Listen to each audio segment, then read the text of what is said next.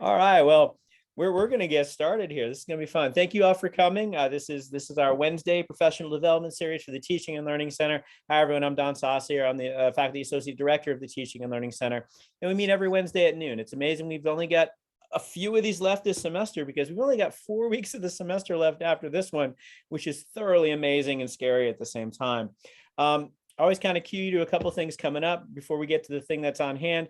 Next week, we'll have a wonderful presentation from Trevor Bell in the Department of Psychological Sciences called Tips and Trips for Incorporating DEIB, that stands for Diversity, Equity, Inclusion, and Belonging, initiatives in your classroom. That is also designated as one of our Need to Know events. So for those of you who are pursuing our TLC Professional Development Certificate, which I really hope you are, and one of my colleagues is going to drop the link into the chat about there, and there it is, definitely recommend you do that. Remember, we have a Professional Development Certificate for graduate students. We also have one for faculty and staff. If you're a faculty or staff member, we also have the possibility that you can become a TLC Professional Development Fellow, which is awesome, and all the information for that is available at that link. I'll also remind you that we're very excited that let me get my date right here, on May 9th, we will be having our first ever Teaching and Learning Center SOTL Showcase. SOTL stands for Scholarship of Teaching and Learning. We're very excited about that. That will be on Monday afternoon on May 9th. I believe we're starting at 1:30. Looking for confirmation from my people. And they're nodding, so we're starting at 1:30 on that day. We will start out with a keynote from this year's Kaufman Chair, who was Jason Berchtold, and then we'll have poster and oral presentations after. If you're saying, wow, I need to submit at this thing, which I hope is what you're thinking, if you hit that link, you can submit.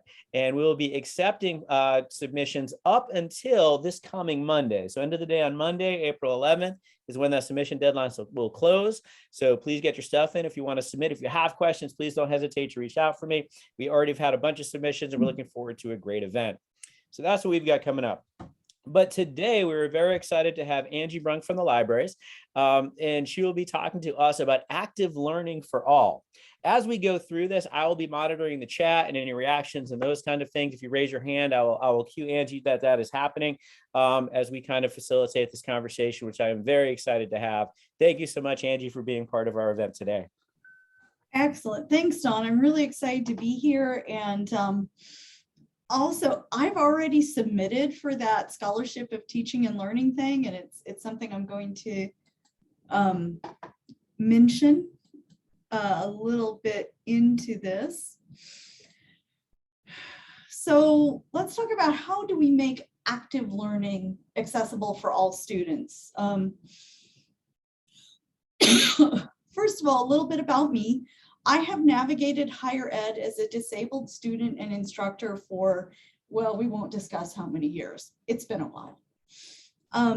I actually even returned, and I decided to back up what I knew and what I'd experienced with some academic knowledge. So I returned to grad school in my 40s, which also gives you an entirely new perspective, to earn an MAS in Human Factors, specializing in accessible and inclusive design. And I've got a few publications and presentations under my belt. Actually, the one I'm most excited about is one I did submit to the Teaching and Learning Scholarship, and that is a reflective essay on what I've learned about instruction as a visually impaired student and instructor. A little bit about my biases and assumptions. I advocate for the social justice model of accessibility and disability. That is to say, the focus should be on removing barriers and creating shared experiences, not fixing disabled people. We're not broken. We don't need fixing. We need systems fixed. Dignity and autonomy matter within the context of the social model of disability.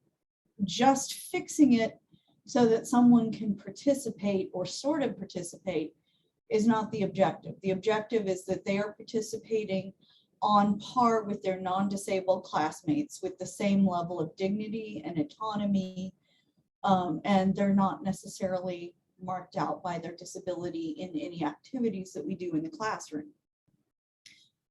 Now, I'll be honest that for me, library instruction is really often library marketing.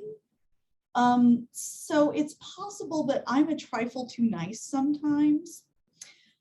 But I would also argue, on the other hand, that a lot of service courses and first year courses are also marketing for your department. So I think that's something to bear in mind. And you will hear me using identity first language. That is, I will refer to myself as visually impaired, not a person who is visually impaired. When I'm speaking, I really hope my humanity doesn't need to be reinforced. And since I'm not speaking with the institutional voice, I'm going to use the language that I prefer in my personal life.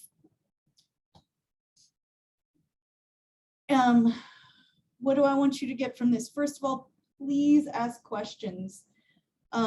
If you're not willing to kind of interact a little, this isn't going to work super well. I want you to gain some understanding of how to think about accessibility when you're maybe planning activities or thinking about new techniques that you want to try in the classroom. How do I incorporate thinking about accessibility into that lesson planning from the get-go? And some practical tips using some examples that I've actually seen and that are still in use. But more importantly, if you forget everything else that I have to say, please remember that I'm a resource. And please feel free to contact me. I'll give you my contact information at the end of this, but also feel free to stop by my library or by my office, which is 313 Hale. My office mate and I have a list of services that we offer on the door, including some unusual ones. So feel free to stop by and say hi. One of the challenges when speaking about accessibility is always trying to figure out what information that I should assume you already know and where to start. So I hope that I'm not repeating things you've already heard, but on the other hand, if I'm using language that goes over your head, please let me know. I deal with this all the time, and I think it's easy for me to get jaded and assume people know things they don't. So no shame, please ask. There are definitely some gray areas around teaching techniques and accessibility, especially when we're looking at helping young people form professional identities. Is this something that they're going to encounter in their professional life, and how much leeway do I really have? So there are some gray areas, and I cannot offer definitive solutions for every situation, because especially when it comes to some of these things that are a little more subtle and really get into our professional identity as instructors, there are a lot of confounding factors wrapped up, and I can't tell you what to do in every situation. For this, because I've got limited time, I'm focusing on 2 active learning techniques that I've seen quite a lot of in the library literature, that I've used in the classroom, that I see still being used in the classroom. And that is the flipped classroom, especially when you're looking at videos as your flipped classroom material, and gamification. So using the techniques of gaming to make learning more interesting for our students. So there are a lot of nice things I can say about the flipped classroom, especially when it comes to library instruction. The chance to get some of the basics out of the way by a video, maybe showing students how to use our databases, is great. That gives me a lot more time in the classroom to sit down, work with students, and talk about how they actually do the search. And hopefully then they're going to leave the library with a lot more practical understanding of how to go about their literature review search and how to actually use the resources.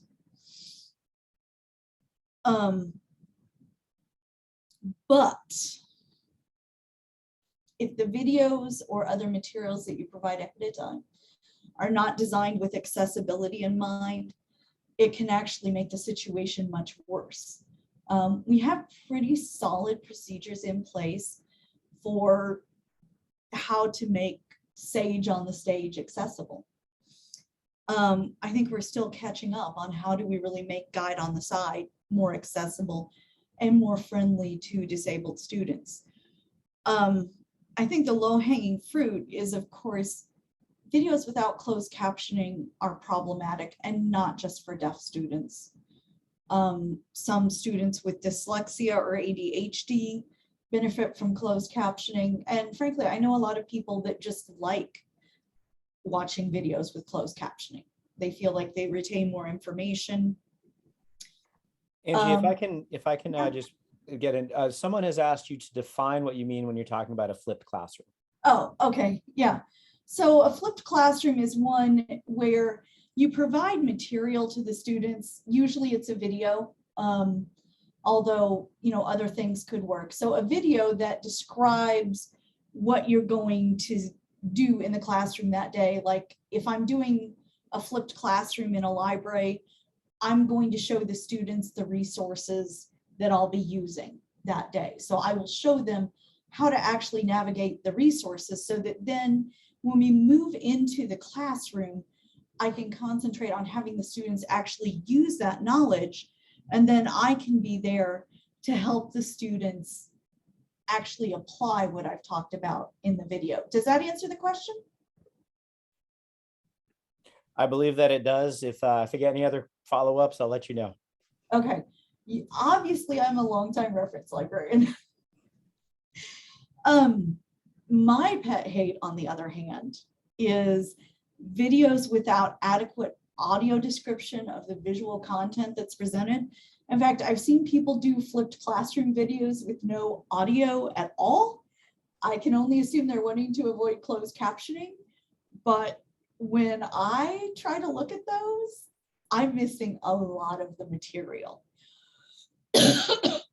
So, you know, it can create a lot of issues for people that you might not have thought about. So, solutions. First of all, just put subtitles on every video you release, please. I've provided a link to K-State's advice on providing closed captions.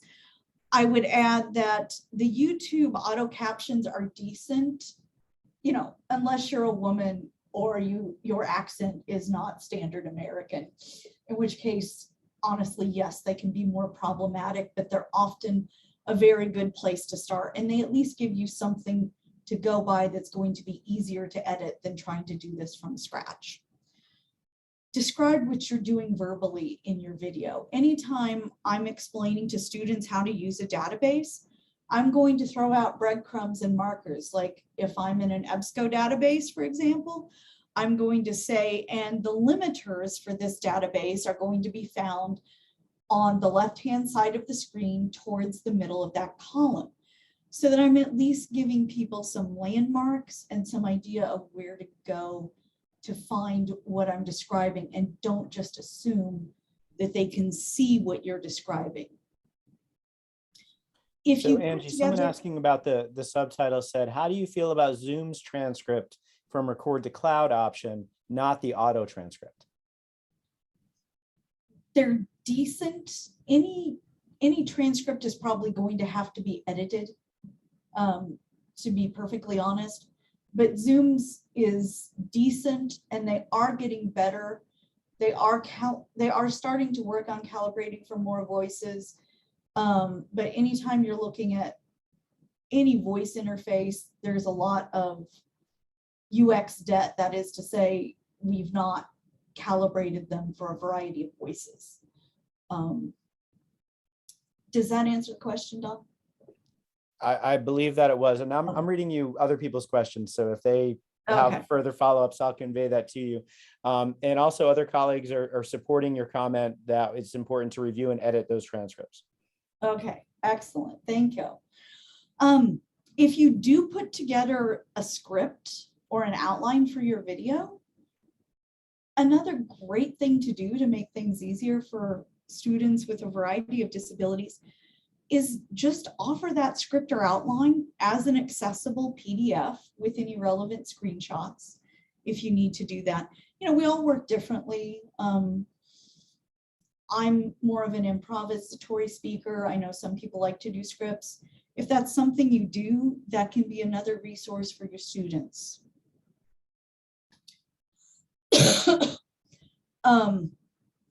Obviously, I don't have time to really tell you how to create an accessible PDF. That is a whole other 60 to 90 minutes. But, the big picture here, as a reminder, is there's a lot of built-in accessibility in Microsoft Word, in Adobe, and in any of the other content creation programs that you're likely to use. So don't break the accessibility. Like if you're making a list, use Microsoft's list tool. Don't just hand type out a list, because if you use the list tool, that'll actually put the appropriate tags in. Keep it simple. Then we do have some resources. Section 508.gov has a lot of really good information on how to create an accessible PDF. And I will see that K-State has invested in resources that will make it easier. Read and Write Gold is a free download for all of us on campus. If you haven't downloaded it already, I encourage you to do so. There are a lot of tools that even if you think you don't need assistive technology, I bet you're going to find a tool in there that's useful to you. It has a wide variety of tools, note-taking, masking and highlighting tools if you have trouble concentrating reading, and a built-in screen reader, and a whole bunch more, spelling and grammar help, things like that. One of the most exciting things I've just learned about this fairly recently is that they have improved their text-to-speech engine tremendously in the last 6 months.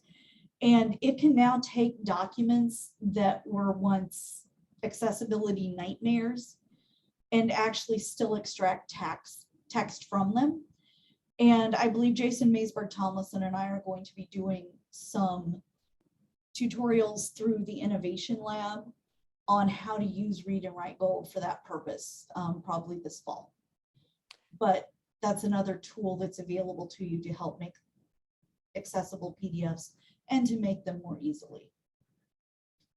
So Angie, there was a couple of questions in the chat about support on campus for adding or editing transcripts or providing closed captioning. And there's a little bit of conversation kind of going on there. I was wondering if you were aware of any of the resources we had on campus to help out with that. Okay. So that's why I included that link, because when I did my promo video for this, I wanted to make sure it had closed captioning. And so I emailed Scott and he sent me that link. Some of it is going to depend on what's available in your individual college or department. And the university does contract with services that will actually do the closed captioning for you. But again, that's going to be a question of college, departmental, and other budgets that, frankly, I just don't know, which is why I included that link, because that gets into a lot more detail about what is available on campus and what the options are. Okay, thank you, Angie. And just to catch you up on the chat, Scott Finkeldye and Jason Maysberg Tomlinson are providing some answers to that question there too. And it looks like it's something that is available. There might be some cost involved, and that might be kind of expensive, and you might not have the funds to do that. And that's created some conversation that we've had in this series a number of times over the course of this. So I'm just kind of keeping you updated on that, and I'm looking forward to your next comments. Okay. So then when we're looking at some of these new techniques, or if you're looking at a new activity for your classroom, task analysis is a great tool for breaking down whether or not this is a good idea based on the students you have, what you know about disability status, or anything like that.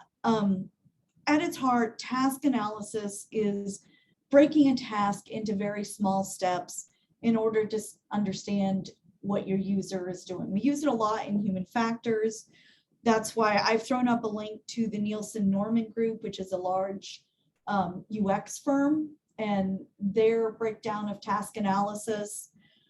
Once you've done it a couple of times, it's fairly intuitive, and you've probably been doing it at least some as you plan your teaching anyway. It is very easy to get lost in the weeds. And in human factors, we sometimes intentionally do that. But for your purposes for teaching, focus on things like how would a student with a disability participate in this activity in a dignified manner that is not going to set them apart so much from their classmates. Like if you have an activity that has students moving around the room and you have a student who uses a wheelchair, sure, your room might have wheelchair accessible slots. It probably does, but could a student in a wheelchair actually navigate around the room to move to different tables or stations or whatever you have set up?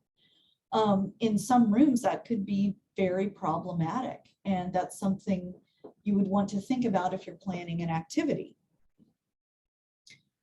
So let's get a little practice in. Let's take a minute or two. And my office mate and I do research on gaming and accessibility. So I was trying to come up with a fairly universal game, and the best I could come up with was Uno, which Dan also thought was probably one of the most universal games.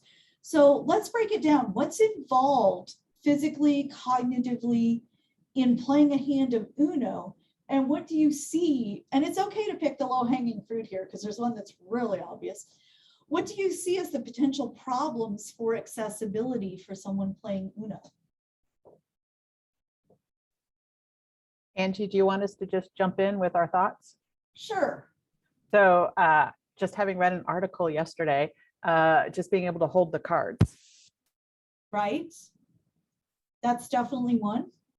Being colorblind can be problematic. Yeah, and about 8% of the male population is colorblind. So we've got 23 people here. It's quite likely that there's someone who's colorblind in the audience. Yes. You have to Is be there able, one more person Yes. speaking up?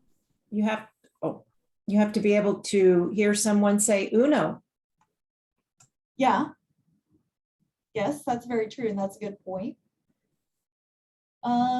Any others? You'd have to be able to read the card as well. So beyond being colorblind, can you actually read what the number is on the card? Right. Right. Anything else? Those are all really good points.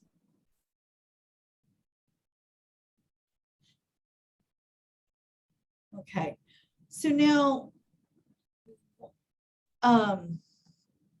you all have hit on all of the problems. There are definitely some solutions. What's interesting to me is a few years ago, they did come out with a color vision deficiency friendly version of Uno that had little symbols. But I was looking for it recently and I could not find that one. Or if I could find it, it was like $42 on eBay, which isn't terribly practical. It does require vision, although interestingly, Braille versions are not terribly expensive. They're available through Maxi Aids and other companies that specialize in assistive and adaptive technology, and they're not terribly expensive because those companies are able to do their own brailing. It does require dexterity to hold the cards. There are card holders and card stands available, and it does require dexterity to draw and play cards. And of course, depending on how your table is set up, reach can be a problem. That's something you have to look at with any game that you're playing, any tabletop game, board game, dice game, whatever. And yes, they do have to be able to hear you say Uno. Now, if you have a deaf player, it's pretty easy to adapt the game and require everybody, people to hold up their hands when they're down to one card or something like that. So there are ways to get around that and to create a more accessible version of Uno. Uno is a fairly easy game to adapt in some ways, so I feel like it's kind of low-hanging fruit, but that at least gives you an example of what I'm talking about in terms of task analysis. So let's take it to an even more practical level and look at some activities that I see used all the time still. And that is to say, a scavenger hunt. There's still a staple of library instruction for 100 level classes, especially. And I've been told faculty do still assign them here at K-State. There are a lot of variations I've seen on scavenger hunts, so I'm just going to pull from different things that I have seen, either read about or because there's a fantastic cookbook of active learning activities in libraries, and I've pulled some things from that, or things that I have seen at conferences or that colleagues have told me they've done. So I'm pulling from a wide variety of sources as far as different variations on scavenger hunts. The most immediate problem with a scavenger hunt, especially if you're sending students in without any prior introduction or instruction, is that navigating a new space can be even more challenging for a disabled student. I mean, of course, navigating a new space is difficult for anybody, but if you have a disability, such as needing to know the non-stairway to get places, or like me being visually impaired, when I go to the grocery store, especially when Hy-Vee decided to do their second construction job in 6 months and move everything around, I can't see the signage that tells me where things are. And I have to really, walk down every aisle and look sometimes, and concentrating on what I'm seeing kind of has me running into pillars a time or two. So having a disability adds an extra layer of challenge to that can really detract from the student's experience. And there are ways around it. So, let's make sure that we're paying attention to that. Spaces or resources might not actually be accessible. The ADA did not solve all problems. Campuses in the 90s had to come up with a plan on how they will become accessible. Unfortunately, there are some campuses that haven't even done that. And I have literally seen job ads on college campuses that must be able to navigate to non-ADA compliant spaces as a job requirement. So we're not there yet. There are places that are not accessible on the K-State campus. I don't know what they all are, but I know they're there. So if you're sending students to a physical location or wanting them to use a specific resource, please make sure that it's accessible to them first. There's a comment in the chat, Angie, wondering about the legality of even doing such things. Ooh, okay, not a lawyer. And I don't know if that was a real question or just a comment on how unfortunate that sounds. Yeah. If there was one thing I could pound into temporarily able-bodied people's heads, it's that the ADA does not offer nearly as much protection as you think. And so I have no doubt that it's probably legal. Whether it's ethical is a whole other, whole other matter. And the person in the chat agrees with you. Oh, okay. Thank you. Now some scavenger hunts only have students going to some areas of the library. So how do you choose what they do? One of the suggestions I saw that immediately had me flashing back to elementary school dodgeball. Yeah, they made the kid with no peripheral vision and no depth perception play dodgeball. is throwing a beach ball, and wherever somebody's thumb lands, that's the area of the library they go to. Please don't throw things at me. The chances of me catching it are low, and the chances of it hitting me in the face are high. And I know I'm not the only one who doesn't like having things thrown at me. So consider doing something like using a random list generator, like random.org. And if you're theatrical about it, you can actually make that fun part of the class. If you know that you have, say, a student who uses a wheelchair and you want somebody in the class to explore a space that's not accessible, please make sure that you do not send the student in the wheelchair to that space. I know some of this might seem obvious, but unfortunately, it's not.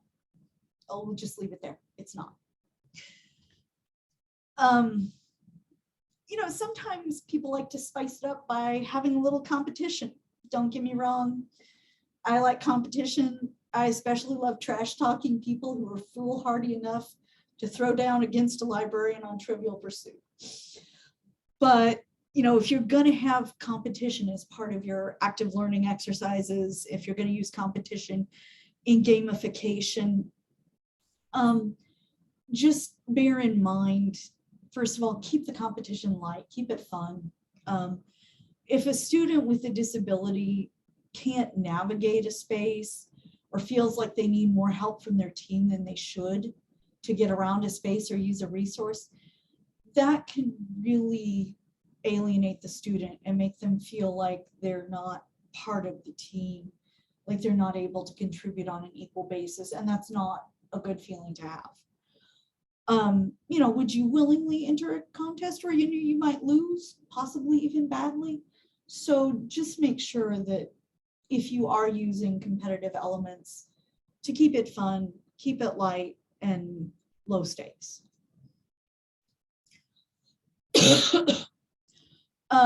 When you're planning these activities, do consider if a student who uses a wheelchair or cannot otherwise use stairs, and you might not know that. There are plenty of disabilities where students might not feel the need to register with the Center for Student Access, but that would impact them as far as navigating spaces or maybe even certain resources. For example, the library stacks are not particularly wheelchair friendly. There are some limited exceptions to the ADA, and that applies to things that are structural and that would be pretty much impossible to change. And the library stacks are one of those things. And even some areas that are technically compliant can still be functionally not particularly accessible. Angie, before you go on, there's a question in the chat. I wondered if you would consider. So one of our colleagues is wondering, how would faculty know or determine a student's feelings about their disability, and how would you suggest they evaluate that? Actually, I am getting to that. Okay. So once I get there, please ask me if there are more questions. Sure. Because I am going to talk about that. Sure. So, you know, think about too, if you're asking students to use a particular library resource or particular piece of software, is that accessible to a screen reader user? Is that accessible to someone who uses magnification, which is what I use, by the way? We have over 300 electronic resources in the library. While I know that those things produced by Elsevier and EBSCO are generally quite accessible, I know the people who work on accessibility for those. You know, some of the resources from smaller vendors might not be. And since we have over 300, it would truly shock me if we did not have at least one resource that had accessibility problems of some kind. I mean, it would really be surprising. So especially if we're looking at things like a library scavenger hunt, make sure that students are aware of various alternatives and services. You know, if you want students to look at a particular book, if they cannot navigate to the stacks or cannot otherwise access the book, we'll go get it for them. And our frontline student workers are trained in disability etiquette. Another thing you can do is to offer demonstrations and walking and software resources and walking tours of physical spaces beforehand. So if you have students who are really uncomfortable with this, then there are some things you can do to start to make it better, okay? And why is it not advancing for me? Okay.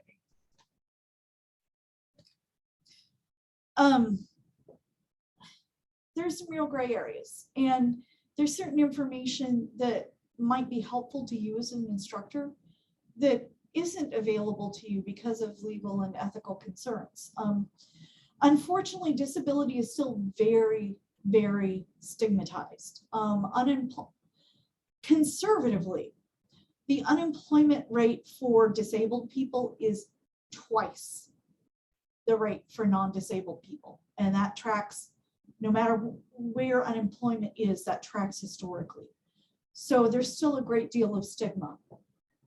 Now, when you're planning these activities, so think about what really matters. Does it matter that the student find the information in a particular way, or does it matter that they just find the information? There are times when you can be flexible, and there are times when some tough love might be called for, especially if this is something that a student is going to face in the professional world. And I've had to have some difficult conversations with fellow disabled librarians about some of the realities of finding and continuing to work as a librarian with a disability.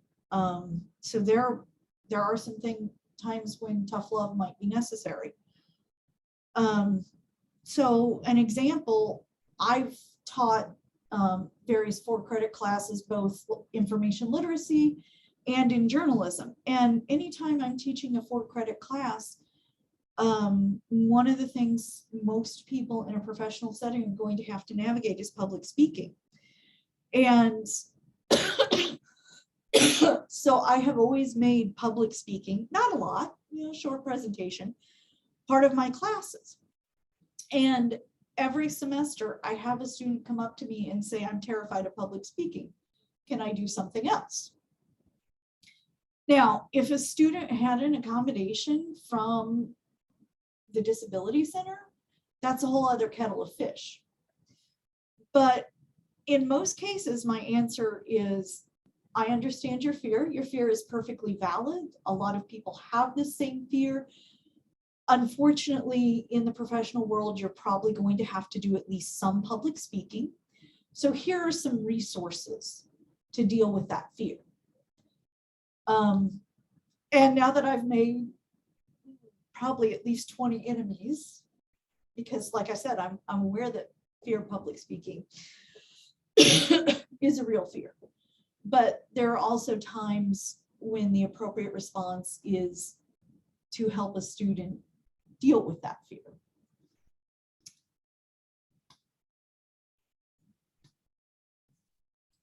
Okay, so I had some questions about how do you know how a student feels about their disability and what the student would like to do.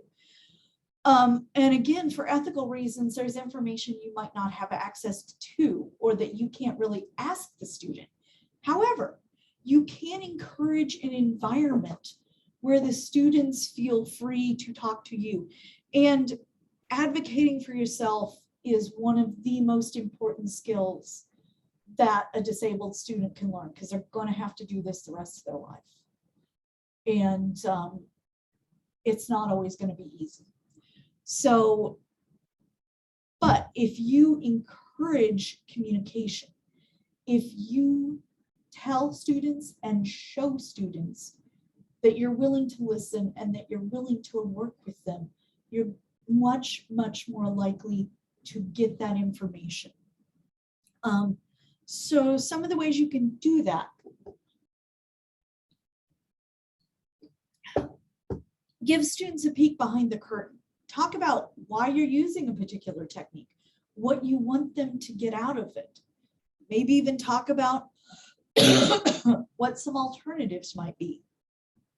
Be willing to express your own struggles. I'm much more likely to talk to a professor who's willing to say, you know, I'm dyslexic and I've had to do X, Y, and Z, or to talk to a professor who said, you know, statistics, which is a gatekeeping course in this field, was really, really difficult for me. And I really struggled to learn it. And this is what I did to get through that. So the more you're willing to communicate with students about the learning process, the more likely they are to feel comfortable saying to you, you know, this scares me, or this makes me really uncomfortable. And of course, if you tell students, hey, I'm trying some experimental techniques. If you have any concerns about this, please address them with me. All of these things are going to go towards creating an environment where students feel like they can speak to you. Not all of them, you know, as I'm sure all of us have had students in their office at the end of the semester who are not looking at a grade that they like, who, if they had just come to you earlier, would be in a lot better shape. So it's not a perfect solution, but it's probably the best solution as far as actually creating an environment where you can pursue active learning or gamification and students can express their concerns. Did that address the earlier question? If it didn't, I will let you know that someone has a follow-up. Okay. All right, I told you I wanted questions, so I made this fairly short. And I suppose some of you are just going to want to get to lunch, but I hope that others of you will stay and ask questions or participate in a discussion. And my email is just abrunk@ksu.edu. Please contact me if you have questions.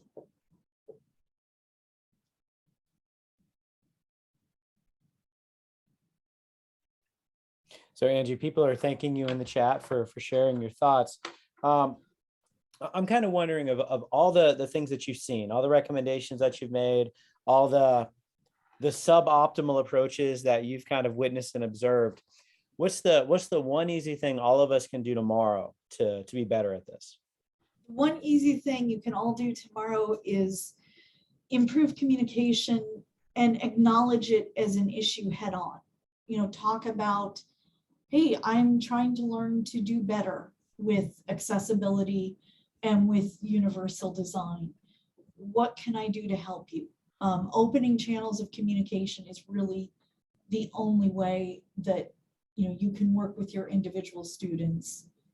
But also just being more, the other thing is just being more thoughtful.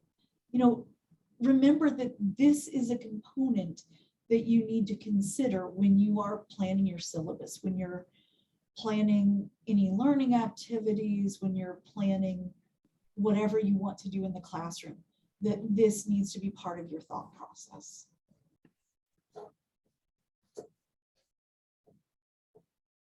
More people in the chat are thanking you for the information that you've imparted on us and are making commitments to do their part to make things more accessible. So I would like to also say that I appreciate that.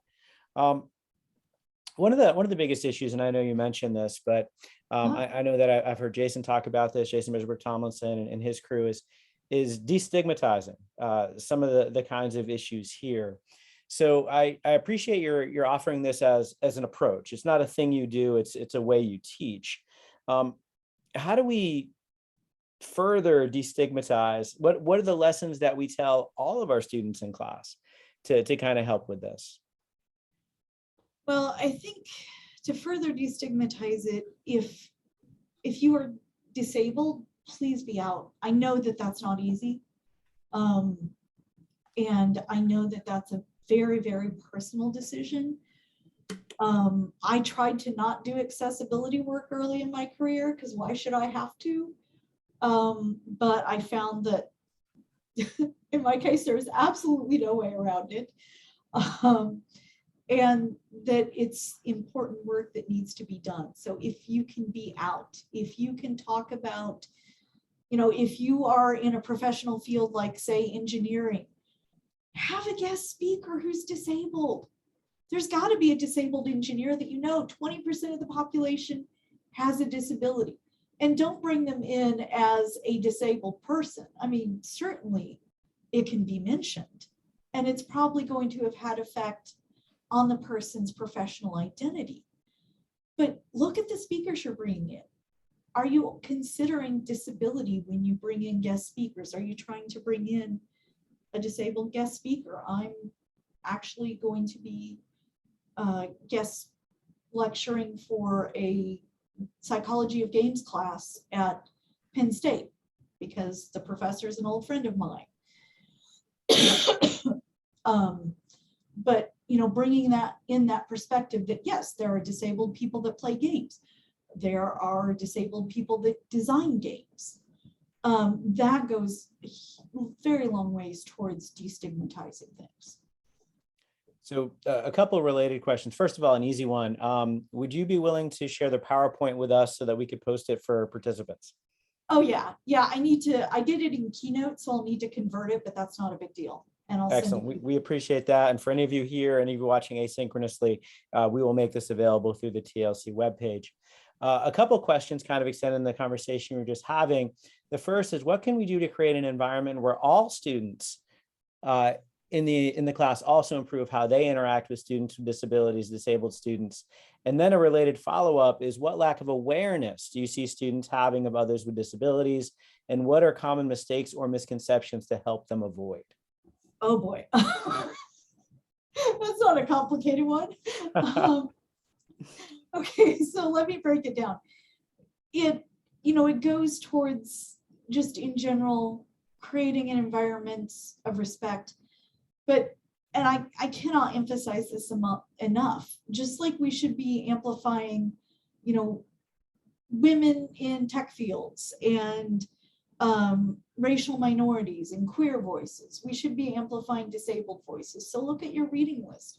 Are there any disabled voices on it? By the way, in history, you should be, featuring essays by Paul Longmore, who was probably the foremost historian of disability in the US.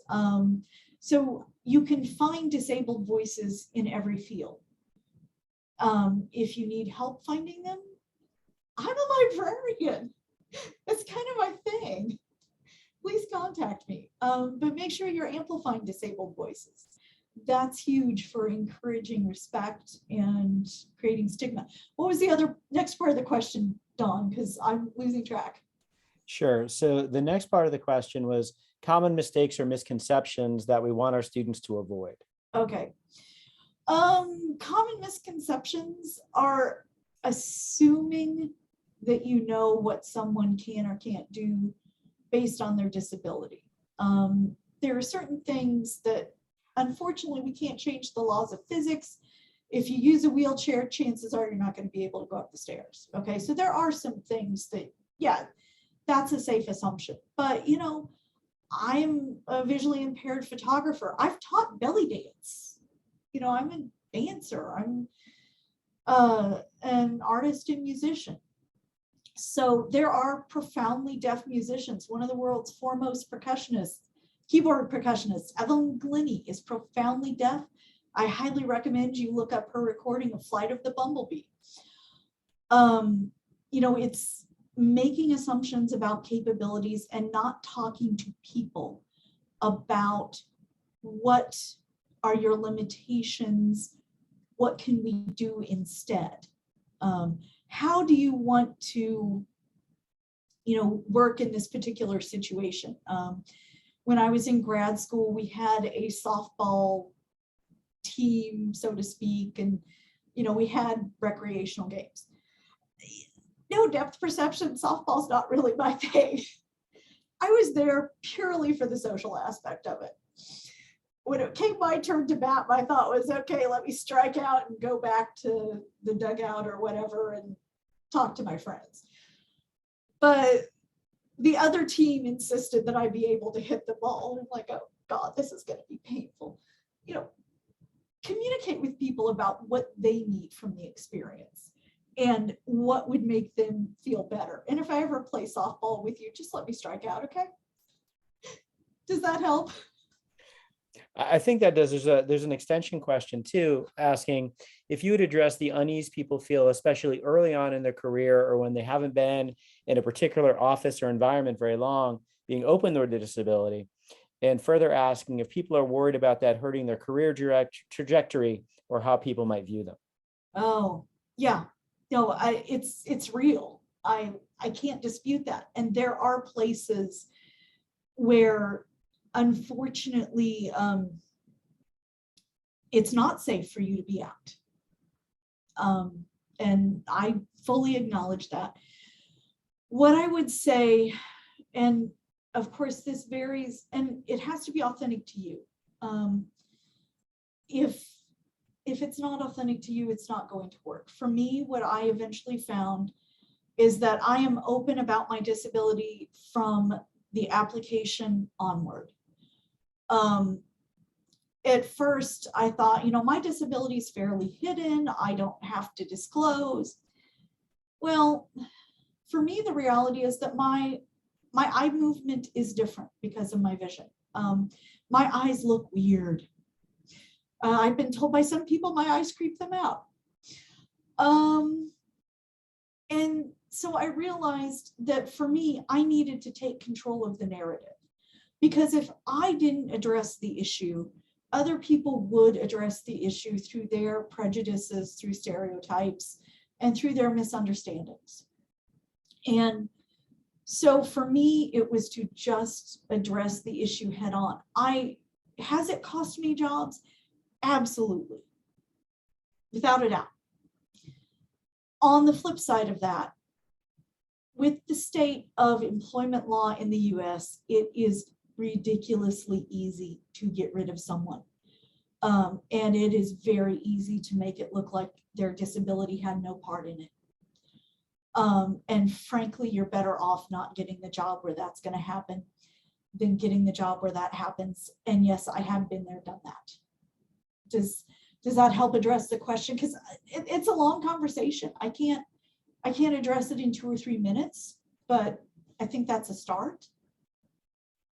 I think that is a start. And if I have a follow-up to that question, I'll share it with you. We have just a couple minutes left. What would you like to do with those last couple minutes in terms of the guiding and the sharing that you've provided for us today to make us better about being more accessible in our classes? How would you like to conclude? And by the way, the person did like your response. That did answer their question. Oh, okay. Excellent. Thank you. I thought I saw Sarah trying to raise her hand, or was she just gesturing? I did, and I wasn't sure if I was going to be putting you on the spot. So tell me if I am. It's my understanding that you're trying to start a group at K-State. Would you want to share about that at all? Or Sure. am I putting you on the spot? No, not at Okay. all. I'm working with Dr. B. Stoney and through her Office of Diversity and Inclusion. I will say, so for those of you who don't know, I just started here at K-State in September. And when I interviewed in May, I noticed that there was not an affinity group for disabled faculty and staff. And that gave me pause. It wasn't a deal breaker, but it was a little red flag. Now, obviously, I'm rather content here, and I do feel like my expertise is valued, but I think it's very important, going towards ending the stigma and creating safe space for disabled faculty and staff, to have an affinity group for disabled faculty and staff. So I'm working on starting that through Dr. Stoney's office. And I've had some informal conversations.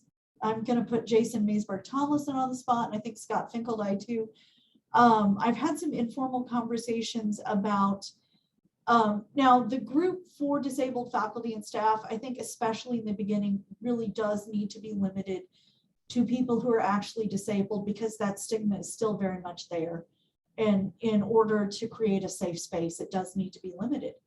On the other hand, I'm also looking at creating some kind of group, and the form is still up in the air, for those of us on campus who are interested in increasing accessibility.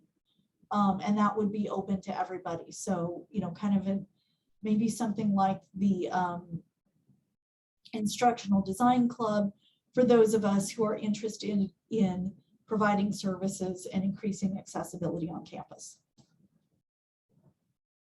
Thank you.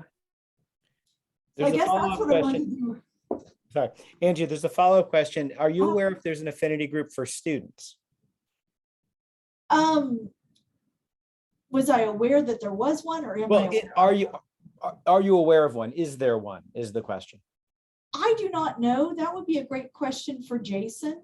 And if there isn't, I'm happy to help out there too. And Sarah is just rolling her eyes because I'm taking on too much. And Lindsay, I see your hand. Yeah, I can actually answer that one because I've worked with like student groups in that area here on campus. There has been we've had a couple of students that over the years have tried to start an affinity group for students with disabilities.